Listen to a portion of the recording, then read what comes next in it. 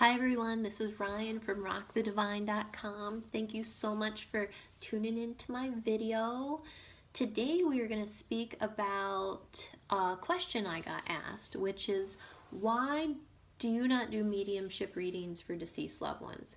That wasn't exactly how it was worded, but that's the gist of it. That's all you need to know.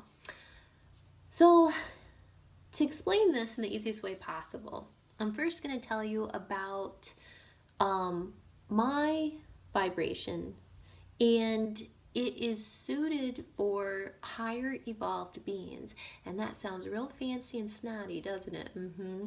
Well, anyway, it is. I don't know why, it just is. So my vibration matches or suits the vibration of angels, guides, and ascended masters very easily. They have a higher vibration than your deceased loved ones. And I know what you're doing right now. You're typing me saying, screw off, Ryan. My grandma Betty has a high vibration and don't you talk bad about her. Having said that, please do not write that to me. It's nothing against your grandma Betty. She is happy and on the other side and continuing her soul's journey, and everything's good. Everything's fine. But her vibration is not as high as an angel, a guide, or master. It's just how it is. I'm sorry.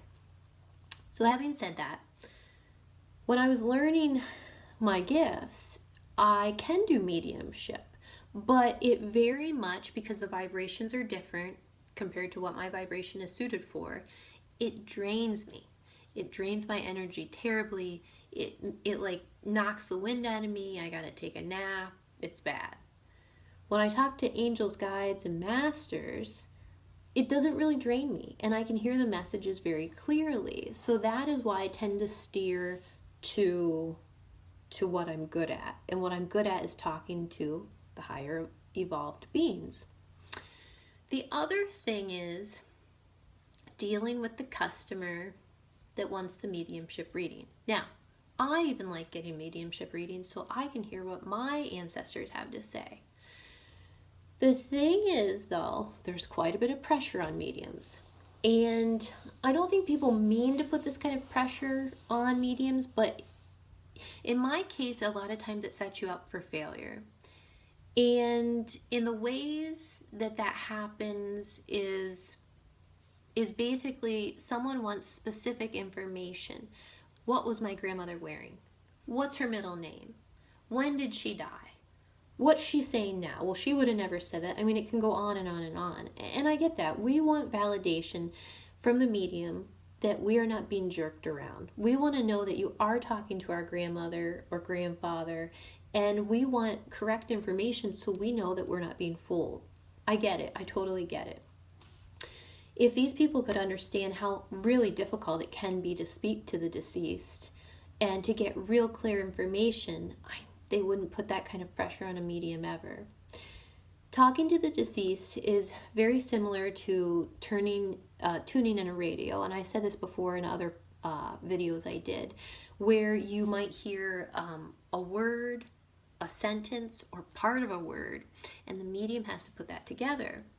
Now, some deceased people you can hear super clearly, and a lot of that, without getting into way too much, is their strengths on the other side. When you go on the other side, you're learning a skill set. So sometimes if you're recently deceased, you just don't have the skill set to be able to communicate with people on the other side. And there's other people that have crossed over that can tell you everything they want you to know. So there's so many factors that go into it. And I found that with mediumship readings, they'll either go really smooth and the people I'm talking to are really enjoying the messages from their deceased loved ones, or as soon as they want to know something very specific that maybe I can't get exactly, or the deceased person is clamming up on, the reading's done and I'm a fraud.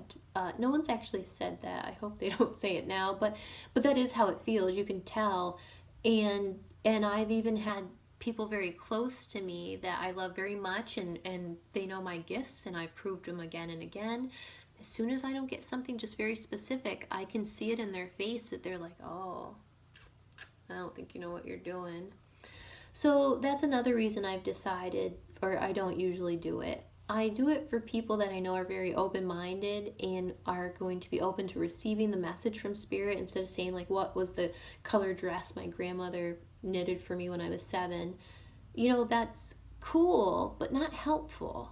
It's interesting for someone to know it, but it's not really helpful. The deceased have a lot of wonderful messages they want to get across. And I would say, if I have any advice for you, is when you're having a reading, I mean, do make sure you're not getting jerked around, but at the same time, be open minded and listen for the message that your deceased loved one has from the other side, because that's really why we should be talking to them, is to gain wisdom and knowledge.